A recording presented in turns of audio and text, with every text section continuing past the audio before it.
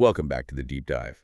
Today, we're really getting into it, providing you with what we think is the ultimate blueprint for mental fitness in, well, the world we live in now. Yeah, we're taking a close look at the strategies you need to sharpen your mind, specifically logic, creativity, and It's focus. especially critical now, right? With AI advancing so quickly and just the sheer amount of information everywhere. Exactly. And this isn't about, just memorizing more stuff. Forget that. Right. It's more fundamental. It's about upgrading how you think, your cognitive operating system, essentially. And a great way to frame this, something the source material uses really effectively, is this analogy of a football match, a really high stakes one. Okay. So picture this. Final seconds, tied game, crowd's going wild, the ball lands right at your feet, immense pressure. Yeah, I can feel it. And you've got maybe, 3 seconds to make a game-winning decision. Do you dribble? Do you pass? Do you take the shot? And that's not a calculation you learn from a textbook, right? Yeah. It feels almost instant, Yeah. magical even. It does, because your brain is doing this incredible integrated calculation. It's processing the physics, scanning teammates, remembering how that defender usually moves. Predicting outcomes. Predicting, exactly, all while handling that adrenaline rush. It's pure human thinking in action. That really highlights the difference, doesn't it, between us and, say, AI? It really does. Because look, put a sophisticated AI robot in that same spot. Yeah. Sure, it could calculate the ball speed perfectly, the trajectory, the optimal angle for a shot, no problem. It would nail the physics. But here's the key thing, the real insight, that AI struggles. It can't feel the crowd's energy. It can't guess what a teammate might do unpredictably. It can't adjust to that weird bounce the ball just took that defies perfect physics. Precisely. It struggles with the messy, the unexpected, the human element. And that ability to handle the unpredictable, that really sets up this new rule for success, doesn't it? Absolutely. For so long, being smart meant knowing the most facts. The walking encyclopedia. Yeah, that was the goal. But that era, it's over. Google knows more facts. AI chatbots know more facts. That's not the differentiator anymore. So the new rule is? It's simple, but really profound based on what we're looking at here. The winners, the people who thrive in the future, aren't the ones who know the most. They're the ones who can think the best. Thinking, meaning? Meaning asking the really sharp questions, spotting the flaws in an argument or even in an algorithm, solving problems people haven't even clearly defined yet. And mixing that logic with creativity, especially under pressure. Exactly. And the really encouraging part, this isn't just innate talent. The sources really emphasize this. Thinking is a skill. It can be trained deliberately, like building muscle. Okay, that's a powerful and honestly optimistic starting point. So where do we begin?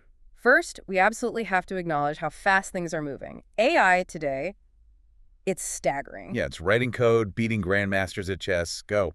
Diagnosing diseases, sometimes better than doctors. Designing products. It's easy to feel a bit overwhelmed, frankly. Definitely. So how do we frame this? Well, the source material offers this really useful analogy. Think of AI as an incredibly fast bicycle, high performance. Okay. It lets you go much further, much faster than you could on your own. Huge advantage. But there's always a but. It needs a rider, a human rider, steering it. Without that human direction, that judgment, it's just a very fast machine potentially heading straight for a wall. So the human role is the steering the direction. Precisely. It's where intelligence beats wisdom, you could say. Our domain is where just processing speed isn't enough. Like understanding emotions. Exactly. Or making those tough ethical calls, right versus wrong. That's us. And coming up with ideas that are genuinely new, not just remixes of old data. Right. Connecting dots across completely different fields, like, seeing a link between ancient philosophy and a quantum computing problem. AI doesn't typically do that. So the better you are at thinking, the better you are at riding that AI bicycle. You got it. Which brings us to the 3 core skills, or maybe superpowers, that the material insists we can train. These are the building blocks. Okay, let's break them down. First up. First is logic. And this isn't just, solving puzzles. Right, it's more about cutting through all the noise, the information overload, and seeing what's actually true. Yeah, spotting the weak link in a complex argument, calling out fake news effectively, identifying a flawed assumption in a business plan, that kind of rigor. Okay, logic. What's next? Next is creativity. And this is kind of the wild card. Wild card, I like that. It's the power to imagine what doesn't exist yet, to conceptualize something genuinely new. So inventing a new way to play a game or a business strategy, AI couldn't predict because it's based on past data. Exactly that. or a completely novel approach to a scientific problem. Makes sense. Logic, creativity, and the third. And the third, maybe the toughest one today, is focus. Ah, yes. The discipline to stay sharp when your phone is buzzing and notifications are flying. Precisely. It's maintaining concentration during deep work. It's staying calm and executing under pressure, like that penalty kick scenario. So these three, Yeah. logic, creativity, focus, they work together. Absolutely. Mastering these three is what moves you from just being competent to being, well, truly effective and adaptable. Is there a good story that illustrates this human edge, the unpredictable part? Yes, there's a great one in the source about students playing chess against a much stronger AI. Okay, how did they approach it? They couldn't outcalculate it, surely. No way. Instead of trying to be perfect like the machine, they did something different. They started introducing moves the AI would see as, well, weird. Illogical, even. Huh. Deliberately suboptimal moves. Sort of. Moves that didn't fit the standard patterns of optimal play the AI expected. And what happened? The AI started to struggle. It was programmed for perfect, rule-based strategy. These human, slightly irrational moves threw it off. It couldn't process them effectively because they were outside its expected parameters. So they confused the AI by being human. Pretty much. They didn't win a big game, obviously, but their successes proved a really key point. Which? Our edge isn't being faster or more perfect than the machine. It's about being adaptable, non-linear, sometimes unpredictable, creatively human. That ability to make a calculated, non-obvious move, that's something AI can't easily copy. Exactly. That's a core strategic advantage. Okay, so if our minds have this capacity for, brilliance and unpredictability, why do we also make such simple, avoidable mistakes? The paradox of the human brain. We've all done it, right? Confidently state something as fact, like Sydney is the capital of Australia. Happens all the time, and then you find out it's Canberra. Exactly. It feels silly afterwards. Is it just not being smart enough? No, not at all. That's crucial. It's not about lack of intelligence. It's actually about efficiency. Your brain is trying to save energy. How so? It uses autopilot mode. Cognitive shortcuts or heuristics, they help us manage the constant stream of information and decisions. Think about walking and talking. You don't consciously manage every step. Right, that's automatic. But sometimes that autopilot, that shortcut, makes us grab the easy answer without really checking it. It leads to systematic errors. So to sharpen logic, we need to understand these shortcuts, these biases. Precisely. We need to become aware of when our autopilot might be leading us astray. The material highlights three really common ones. Okay, let's dive in. What's the first one? First up, confirmation bias, or as we might call it, the "see, I was right" shortcut. I think I know this one.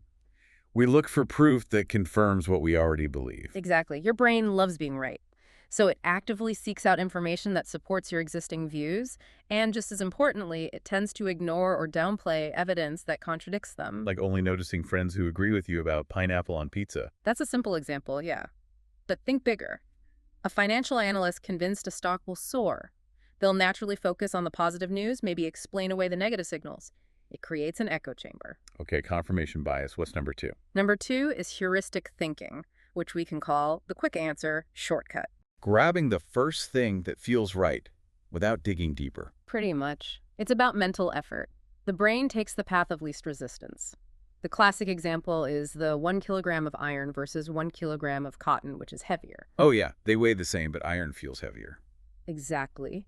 In more complex situations, this shows up as anchoring. We rely too heavily on the very first piece of information we get. Like the first price mentioned in a negotiation. Perfect example. Or the first statistic you see in a report. That initial anchor influences everything that follows, even if later information suggests otherwise. We don't adjust enough. Okay, so confirmation bias, heuristic thinking. Yeah. What's the third big one? The third is the everyone's doing it shortcut. More formally, the bandwagon effect. Jumping on a trend just because it's popular. Precisely. It's the pressure to conform, to go along with the crowd, often without really stopping to think if it makes sense for you. Like liking a viral song you don't actually enjoy that much. Or, in a business context, think about companies rushing to adopt a new technology just because competitors are. FOMO, fear of missing out, overrides critical independent assessment. Is this tech really right for us? That's a big one. And why does understanding these matter so much now, especially with AI? Because AI learns from data. And if that data is full of human biases, biased news articles feeding confirmation bias, historical data reflecting anchoring affects, the AI will learn and amplify those biases at scale very efficiently. So the AI can become a super biased thinker if we're not careful. It can, which means our role becomes even more critical. We need to be the bias detectors, the common sense check, the quality control. We need to switch off that autopilot more deliberately. Exactly. And the source provides a simple toolkit for this, the shortcut checker. Just 3 questions to ask yourself. Okay, what are they? First, am I really sure I'm not just agreeing with myself here? Am I genuinely seeking information or just validation? Forces you to check for confirmation bias. Good. Second, did I actually stop and check the other options? Or did I just grab the first answer that felt easy or right? tackles that quick answer, heuristic thinking. Okay. And the third. Third, if nobody else cared about this, if this wasn't popular or trendy, would I still choose this based purely on its own merits? Fighting the bandwagon. That intentional pause, asking those questions. That's the key. That's the difference between just reacting on autopilot and engaging in real rigorous thinking. It makes your judgment much more reliable. Okay, so we know the biases to watch out for. But just avoiding mistakes isn't enough, right? We need proactive strategies. Absolutely. If avoiding bias is defense, building good thinking habits is offense. The analogy used here is building something like a treehouse. You wouldn't try to build it with just a hammer. You need a full toolkit. Exactly. You need a range of mental tools, habits, strategies to handle different kinds of problems effectively. Whether it's a complex project at work, studying for an exam, or even navigating a difficult conversation. And these are habits we can actually build, like the skills we talked about earlier. Yes, the source emphasizes these are practical, learnable habits used by top performers everywhere. Let's go through the 5 core tools in this toolkit. Okay, tool number 1. Tool number 1, the power of questions. This is fundamental. Great thinkers aren't defined by having all the answers, but by asking better, deeper questions. Questions that open things up rather than shut them down. Precisely. Move beyond what's the answer. Ask, why is this the answer? Or, what assumption would have to be wrong for this answer to change? Instead of who's right in this argument, maybe ask what core beliefs lead each side to think they're right. Excellent. That's the level a mini exercise suggested is every time you finish reading something important, force yourself to write down one really probing, counterintuitive question about it. It deepens engagement. I like that. Okay, tool 2. Tool 2, break it down. Also known as chunking. Big, complex problems feel overwhelming, paralyzing sometimes. Yeah, you don't know where to start. The solution is to decompose them. Break that huge task into smaller, manageable pieces. So instead of write the annual report, it's draft the introduction today. Exactly. Or for a student facing 5 chapters, it's master the first key concept in chapter 1 this afternoon. It makes the impossible feel possible. A great mini exercise for procrastination. Take that huge task you're avoiding, break it into 3 small steps, and just commit to doing step 1 today. Gets the momentum going. Okay, tool 3. Tool 3. Change the angle. Sometimes you get stuck because you're staring at the problem head-on. The best solutions often come from looking at it differently. Lateral thinking. Exactly. Look at it sideways, backwards. Ask, how would someone in a totally different field solve this? If you're stuck on team workflow, what can you learn from, say, a surgical team or an orchestra conductor? Or even just making a boring task feel different. Yes. If something feels tedious, gamify it. Set a timer for 10 minutes. Can I finish this section before the buzzer? Turn the chore into a mini challenge. Clever. Tool 4. Tool 4. Try it and see. This is about active experimentation instead of just guessing or relying on gut feelings. So instead of assuming one study method is best, You actually test it. Use method A for a week, track your results. Use method B the next week, track again. Which one actually worked better for you? Don't guess, test. Run A/B tests on ideas. Get real data. moves you from opinion to evidence. I like that. And the last tool, tool 5. Tool 5. Pause and double check. This sounds simple, but it's crucial. It's building in a final safety check before you commit. Recognizing that the first draft, the first idea, is often incomplete or has errors. Like proofreading homework, but scaled up. Exactly. In business, it's reviewing the contract details one last time before signing. It's stress testing a plan against potential problems. It's checking your data for errors before the big presentation. That pause can prevent major mistakes. Huge mistakes. The mini exercise here is simple. Before sending an important email or making a significant purchase, just pause for 10 full seconds. Ask yourself, does this fully make sense? Is there anything I've missed? Often, that brief pause brings a new perspective. Okay, we've covered logic pitfalls and the toolkit for better thinking. Now let's talk about the internal state focus, calmness, resilience. These feel harder to train. They can feel that way, but the source material argues they are trainable, just like the other skills. How? The key is managing our internal landscape, which is often messy, right? Definitely messy, distracted. The analogy used is great. Think of your mind like a room that gets cluttered after a busy day. Mindfulness, even short bursts of it, is like tidying up that room a little bit each day. Not aiming for pristine perfection, just less chaos. Exactly. 5 minutes of focused breathing or mindful attention can make a real difference in reducing mental clutter over time. And how does that tidying up translate into real-world advantages? Well, think about high-pressure situations. Exams, important presentations, deadlines. Stress triggers cortisol, adrenaline, the fight-or-flight response. Right, your heart pounds, mind races. But if you can use simple mindfulness techniques, controlled breathing, focusing attention, even for a minute or two, you're signaling to your body, it's okay, the threat is manageable. So it calms the physical response. Yes, it dials down the autonomic nervous system and the energy that was going into panic and physical stress. It gets redirected to where you need it: clear thinking, memory recall. You can access what you know instead of freezing up. Makes sense for exams. What about things like stage fright? Same principle, like that racing heart, the sweaty palms. It's the body prepping for danger. Mindfulness helps you send a different message. I'm safe, relax, focus on delivering. It leads to clearer speech, more confidence. And in sports, that final minute of the game again. Crucial. If your mind is full of past mistakes or future worries, you make errors. Mindfulness anchors you in the present moment, just this play, this shot. It allows for faster, smarter decisions under pressure. Even just trying to sleep. Overthinking keeps so many people awake. Yeah, mindfulness acts like a gentle off switch for that racing mind. It doesn't eliminate thoughts, but it helps you detach from them, leading to better rest. And better rest means better memory, sharper thinking the next day. It's interesting. AI doesn't get nervous, True.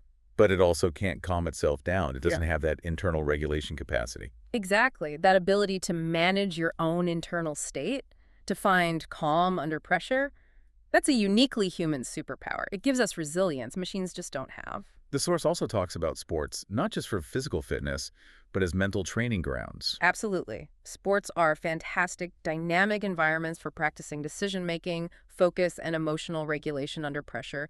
They're like cognitive gyms. Can you give some specific examples, like mental drills from sports? Sure. Take basketball. There's a focus drill for free throws. Player gets to the line. Maybe the crowd is loud. High pressure. Instead of rushing, they close their eyes for 5 seconds. Take one deep, slow breath. Open their eyes and focus only on the rim, blocking everything else out. Training that ability to reset attention quickly. Exactly. Highly transferable to focusing in a noisy office or during a complex task. Okay, another one. How about cricket? The decision drill. A batsman faces incredibly fast bowling. Tiny fraction of a second to decide. Hit, block, leave the ball. Split-second judgment. The drill involves having someone rapidly throw different objects, tennis balls, maybe softer balls, and the batsman has to call out the decision, hit, block, instantly before moving. It trains rapid, accurate judgment under time pressure. Like making quick calls in an emergency room or in fast-moving markets. Precisely. And one more for handling extreme pressure. The football calmness drill for a penalty kick. Huge moment. Eyes of the stadium on you. The instruction is, don't rush. Pause intentionally for 10 full seconds. Use deep diaphragmatic breathing. Mentally visualize the perfect shot hitting the back of the net. So using the pause to build composure, reduce panic. Exactly. It systematically dampens the body's stress response, ensuring your technique and thinking are sharp when it matters most. These aren't just about sports, are they? The lessons learned seem broader. Totally. Sports teach resilience, how to handle failure and bounce back. Time management, juggling practice, games, life, teamwork, and the confidence that comes from performing under pressure repeatedly, those mental skills last a lifetime. Okay, logic, focus. Now for the third superpower. Yeah. Creativity. People often think this is just for artists, right? Painters, musicians. That's a common misconception, yeah. But the source material defines it much more broadly. Creativity is essentially about finding new and effective ways to solve problems or approach challenges. So a scientist finding a faster way to analyze data is being creative. Absolutely. or a teacher figuring out a novel way to explain a difficult concept, or even a gamer developing a totally new strategy for a level. It's functional problem solving at its core. And this is where we have a real edge over AI. You called it the wild card. I think it really is. AI is incredible at remixing what already exists. It analyzes vast amounts of data and generates statistically likely outputs based on patterns it finds. So if you ask it to write a poem, it writes something that looks like millions of other poems it's seen. Pretty much. It excels at interpolation and combination based on existing data. Humans, though, we can do something different. We can imagine something genuinely new, something with no direct precedent in the data. Conceptual leaps. Yes. Think about the Wright brothers. They didn't just refine existing gliders, they connected insights from bicycle-making lightweight frames, balanced with ideas about aerodynamics, completely different fields. Or those moments in sports where someone invents a totally new move on the fly. Exactly. Like Messi doing something defenders have literally never seen before. That's human creativity. Or think about the teenager who developed a new, cheap cancer detecting method by looking at the problem in a completely fresh way. That's the wild card in action. So how do we train this? It feels more elusive than logic or focus. It can feel that way, but the source offers a really fun, actionable approach, the 7-day creativity brain adventure. The goal isn't to become Picasso overnight. Okay, good. It's about practicing the process of generating new ideas, forcing your brain out of its usual comfortable ruts. Low stakes, high practice. Right, lay it on me. Day 1. Day 1, the what-if storm. Just ask wild, boundary-pushing questions. What if gravity stopped working on Tuesdays? What if pencils could talk? What if our main competitor suddenly disappeared? It's about breaking assumptions. Okay, playful. Day 2. Day 2, mix and match madness. Force connections between random things. Pick 2 unrelated objects, say, a water bottle and an alarm clock. Invent something new by combining them. A hydration reminder alarm bottle. There you go. It trains synthesis, finding unexpected combinations. Day 3. Day 3. The 30 circles challenge. Draw 30 empty circles on a page. Then, as quickly as you can, turn each circle into a recognizable object. A sun, a face, a button, a wheel. The key is speed. Don't judge, just produce. It overcomes the fear of bad ideas. Quantity over quality, initially. Got it. Day 4. Day 4. Rewrite the boring. Take something typically dry study notes, a technical manual, meeting minutes, and turn it into a different, more engaging format. A comic strip, a song, a short story. Make the mundane memorable through a creative lens. Okay, Day 5. Day 5, reverse thinking. This is powerful. Instead of asking, how can we improve X, ask, how can we make X actively worse? Like, how can we make our customer service terrible? Exactly. The answers often highlight the critical things you absolutely must do right. It reveals hidden priorities by looking at the inverse. Interesting. Day 6. Day 6, the 5 uses game. Pick a common object like a paperclip. List 5 non-obvious alternative uses for it. Beyond holding papers together, maybe it's a lockpick, a mini antenna, a tool for resetting electronics. Pushes you past the standard function. Cognitive flexibility. You got it. And Day 7. What happens on Day 7? Simple. Share your favorite idea or insight from the week with someone. The whole point of this adventure is to show that creativity isn't magic. It's a muscle you build through consistent, playful practice. Okay, we've built up our logic, focus, and creativity. Now, how do we actually work with these powerful AI tools effectively? Because they're not going away. Right, that's the reality. And the core challenge, as the source material emphasizes, is that AI is incredibly fast and often sounds very confident, but it's not perfect. It can be wrong. It can be biased. It can generate answers that seem plausible but are just incorrect. Exactly. Or lack crucial context. If we just blindly accept what AI gives us without thinking critically, we're essentially outsourcing our judgment, which is dangerous. So that human filter we talked about becomes absolutely essential. It's non-negotiable. We need that pause, that moment of reflection to apply our own understanding and judgment, to add the wisdom the machine lacks. What is it specifically that AI lacks? What do we need to bring to the table? The sources highlight 3 key things AI doesn't have. First, it doesn't know your personal feelings or nuanced emotional state. Second, it doesn't understand the bigger picture of your unique life, your long-term goals, your values. And Third, it lacks a real understanding of long-term consequences and ethics in the human sense. It calculates probabilities. It doesn't have a moral compass. so when AI gives us information or a suggestion, we need to layer on our emotions, our context, and our values. Precisely. which leads to a kind of practical AI safety playbook that everyone needs today. Okay, what's in the playbook? Rule 1. Rule 1, check, don't copy. Use AI for brainstorming, for summarizing, for getting initial ideas. Great for that, but never just copy-paste its output as your final work. You have to verify the facts. Check the logic. Absolutely. Stress test its arguments. If you just copy, you haven't learned anything, and you risk embedding errors you didn't even notice. Okay, check. Don't copy. Rule 2. Rule 2, add your voice.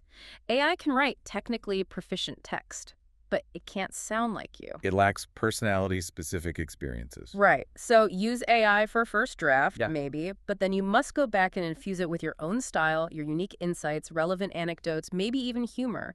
Make it authentically yours. Don't let your work sound generic. Got it. Rule 3. Rule 3, balance human guidance. AI is a tool, a powerful one, but it's not a replacement for human mentors, teachers, or experienced colleagues. They provide context, accountability, emotional support. Things an algorithm simply can't. Keep humans in the loop as your primary guides and sounding boards for important decisions and growth. AI assists, humans guide. Okay, that playbook makes sense. But beyond just using AI safely, how do we cultivate truly independent thinking in this environment? It feels like we're constantly bombarded with opinions and algorithms pushing content. It's a huge challenge. We need specific mental drills to defend our cognitive independence. The first one suggested is the flip side game. Flip side game. When you encounter a strong opinion online, in an article, maybe even from an AI summary, spend just 5 minutes actively arguing for the opposite viewpoint. Even if I don't agree with the opposite side. Especially then. You don't have to believe it. The goal is to force yourself to see the issue from multiple angles, to understand the other arguments. It builds perspective and stops passive agreement. Okay, interesting mental workout. What else? Next drill. The 3-source rule. This is crucial for information hygiene. Before you accept any significant piece of new information as true, especially if it seems surprising or emotionally charged, check it against at least 3 different credible sources. Don't just trust the first headline or viral post. Never. Particularly if it might have been generated or amplified by AI or algorithms optimized for clicks, not accuracy. This builds a habit of verification. Makes sense. One more drill. The last one is the why me test.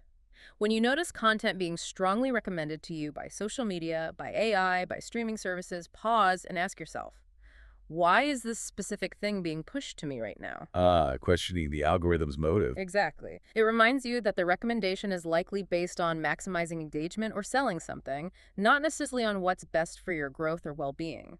Asking why me helps you regain agency and choose more consciously what you consume. These drills feel like mental self-defense in the digital age. That's a good way to put it. They help you stay in the driver's seat of your own thinking. So we've explored logic, creativity, focus, and navigating AI.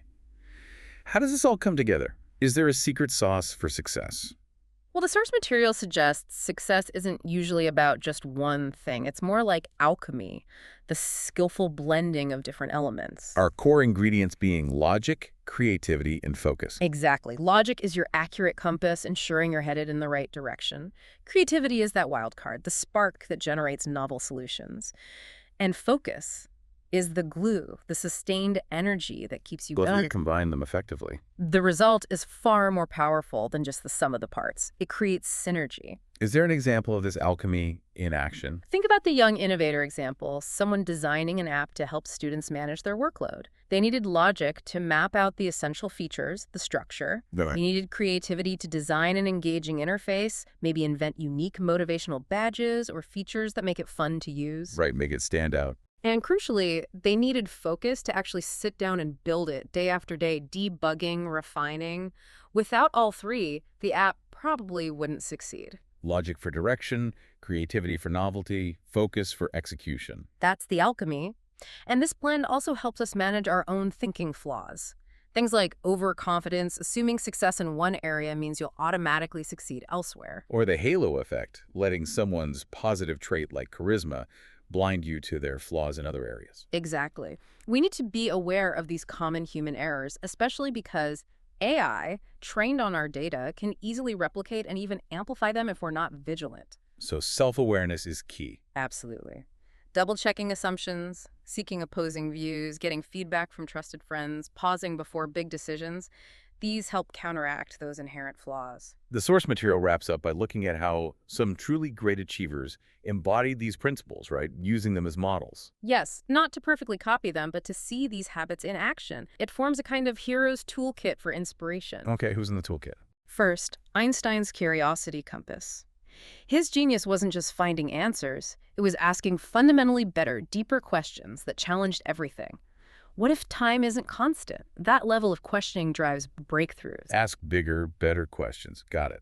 Next. Steve Jobs' focus filter. He was legendary for ruthless prioritization, for saying no to hundreds of good ideas to focus intensely on a few great ones. The takeaway: identify your absolute top priorities each day and protect your time for them fiercely. Say no to distractions. Powerful. Who else? Serena Williams' present point rule. On the court, under immense pressure, she trained herself to narrow her focus entirely to the present moment, just hitting the ball. Not the last point, not the final score. That intense presence reduces stress and optimizes performance. Shrink your focus when stressed. Yeah. Peaceful. Then there's Elon Musk's first principles thinking. Breaking problems down to their absolute fundamental truths, not relying on how things have always been done. Questioning basic assumptions like rockets have to be expensive allowed for radical innovation. Challenge assumptions. Dig down to basics. Okay. We also have Sachin Tendulkar's discipline drive. His incredible career wasn't just about talent. It was about relentless, consistent, daily practice. Mastery comes from that disciplined grind, not just flashes of brilliance. Consistency beats intensity sometimes. Often. And finally, Virat Kohli's fitness and mental toughness.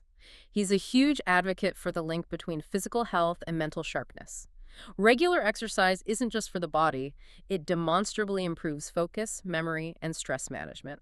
The mind and body are connected. So the message isn't be Einstein or be Serena. Not at all. It's look at the habits these successful people used. Use their methods as inspiration to build your own toolkit.